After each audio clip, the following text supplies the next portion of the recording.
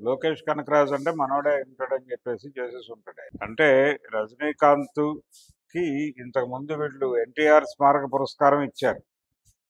Big star కింద రజనీకాంత్ని చూస్తున్నారు. మొత్తం ప్రపంచం అంతా గుర్తించినటువంటి సూపర్ స్టార్ ఆయన.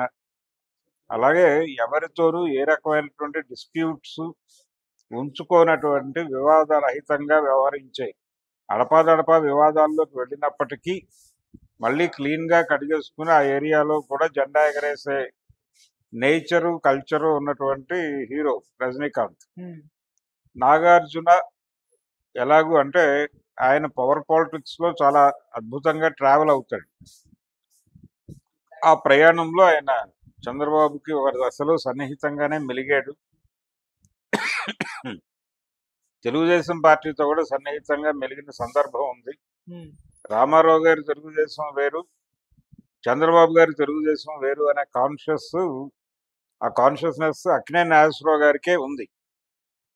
అందుకనే రామారావు గారి చేతిలో తెలుగుదేశం ఉన్నంతకాలం దానికి దూరంగా ఉండి, చంద్రబాబు చేతిలోకి వచ్చాక జన్మభూమి అనౌన్స్ చేసినప్పుడు ఆయన కూడా వాళ్ళ గ్రామం వెళ్ళి అక్కడ ఏదో సర్వీస్ చేశాడు గుడివాడ దగ్గర వెంకటరాఘవాపురంలో.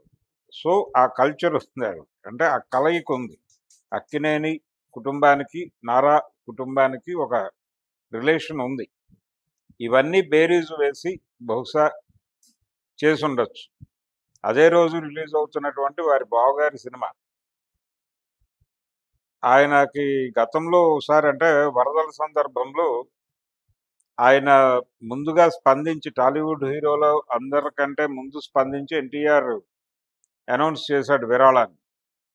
అనౌన్స్ చేసినప్పుడు థ్యాంక్ యూ బావా అని ఆయన ట్వీట్ చేశాడు.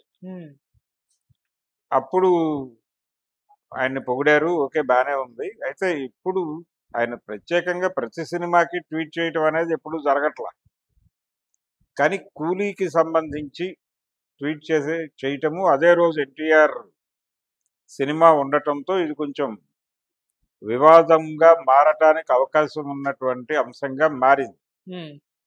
ఈ అంశంగా మారిన విషయాన్ని వారు గుర్తిస్తే మరొకసారి ఆ సినిమా రిలీజ్ ముందు రోజు ఏదో ఒక అభినందనలు చెబుతూ ఒక మాట ఎక్కడైనా వేస్తే వేయవచ్చు. వేయకపోయినా వేసిన ఆయన ఆ రోజున థ్యాంక్ యూ బావా అన్న ఎన్టీఆర్ పట్ల వారి అభిప్రాయంలో ఎటువంటి మార్పు లేదు.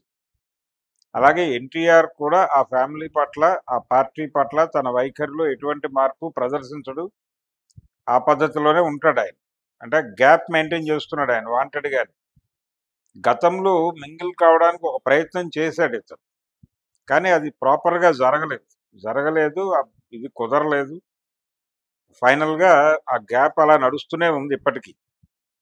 ఒక దశలో ఎన్టీఆర్ని కలిపేసుకోవాలి అని అనుకున్నారు వాళ్ళు, కానీ ఇతను ఒక పవర్ సెంటర్గా ఎమర్జ్ అయ్యే ప్రమాదం ఎక్కడో ఉంది కనిపించింది వాళ్ళకి. ఈ కనిపించటం వలన కొంత గ్యాప్ మెయింటైన్ చేయటం అవసరం. అంటే ఒక స్థిరీకరణ జరగాలి. లోకేష్కి ఒక స్థిరీకరణ, రాజకీయ స్థిరీకరణ ఇంకా జరగల. దానికోసం వెయిటింగ్ ప్రపంచం అంతా. ఆ స్థిరీకరణ జరిగిపోయిన తర్వాత ఆయన కావాలంటే ఎవరితోనైనా కలుస్తాడు ఆ హోదాలో. రేపు ఎన్నికల్లో ఆయన గెలిచి మళ్ళీ ఇంకోసారి ఆ పార్టీ గెలిచి అప్పుడు చంద్రబాబు నాయుడు గారు ఎలాగూ సీఎం అవడం. అప్పుడు ప్రాపర్గా బలం ఉంటే ఈ లోపల ఏమీ జరగకపోతే లోకేష్ని సీఎంగా అనౌన్స్ చేస్తే సీఎం హోదాలో మళ్ళీ అందరినీ కలుపుకుని వెళ్తాడు ఆయన. అప్పుడు బావా థ్యాంక్ యూ అనొచ్చు.